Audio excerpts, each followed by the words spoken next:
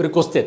ഈ ചോദ്യത്തിന് ഉത്തരമൊക്കെ ചിലപ്പോൾ വളരെ സിമ്പിളായിരിക്കാം, പക്ഷേ നമ്മൾ ഈ ചോദ്യമൊക്കെ ഉപയോഗിച്ചിട്ട് ഒരു ഇമ്പോർട്ടൻറ്റ് ഡെഫിനിഷനിലേക്കാണ് പോകുന്നത്. അപ്പോൾ ഇതൊക്കെ വളരെ വിശദമായിട്ട് മനസ്സിലാക്കിയേ പറ്റുള്ളൂ. അപ്പോൾ പോസ് ചെയ്ത് വായിച്ചു നോക്കാം. ഇവിടെ വീണ്ടും ഡബ്ല്യൂയിലേക്കുള്ള ഒരു ലീനിയർ ട്രാൻസ്ഫോർമേഷനാണ് ടി.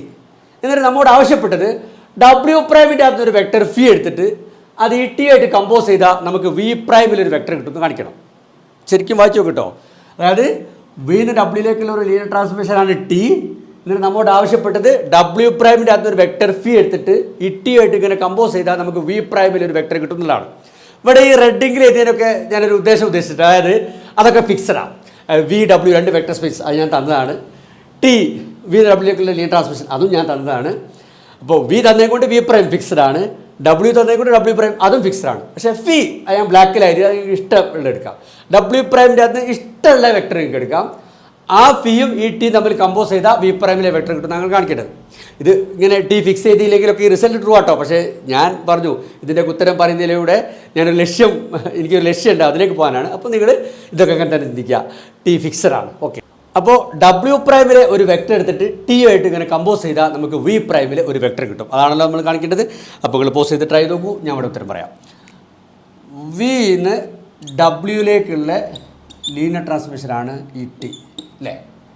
ഇനി phi belongs to W prime. W പ്രൈമിൽ ആരാണ്ടാവുക? ലീനിയർ ഫങ്ഷണൽസ് ഓൺ ഡബ്ല്യു അല്ലേ. അപ്പോൾ phi is a linear functional on W എന്ന് പറഞ്ഞാൽ എന്താ? ഡബ്ല്യുന്ന് അതിൻ്റെ ഫീൽഡിലേക്കുള്ള ഒരു ലീനിയർ ട്രാൻസ്ഫോർമേഷൻ ആണല്ലോ ഫി. അപ്പോൾ അതെനിക്കിവിടെ മാർക്ക് ചെയ്തുകൂടെ? എങ്ങനെ മാർക്ക് ചെയ്യാം?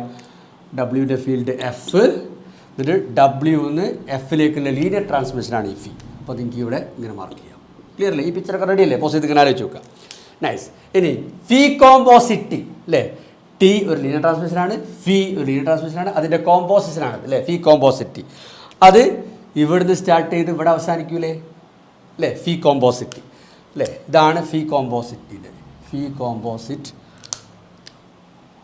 ടി അല്ലേ.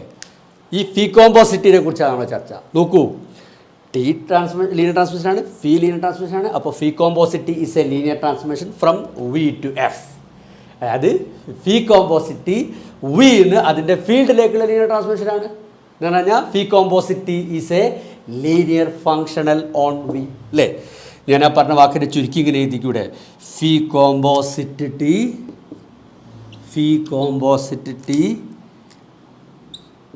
Is a linear functional on V എന്നല്ല ഞാൻ പറഞ്ഞത്. അതിനെ ചുരുക്കിയിട്ട് phi composite T belongs to V prime എന്ന് പറഞ്ഞാൽ പോരെ അല്ലേ. അപ്പോൾ കിട്ടിയില്ലേ?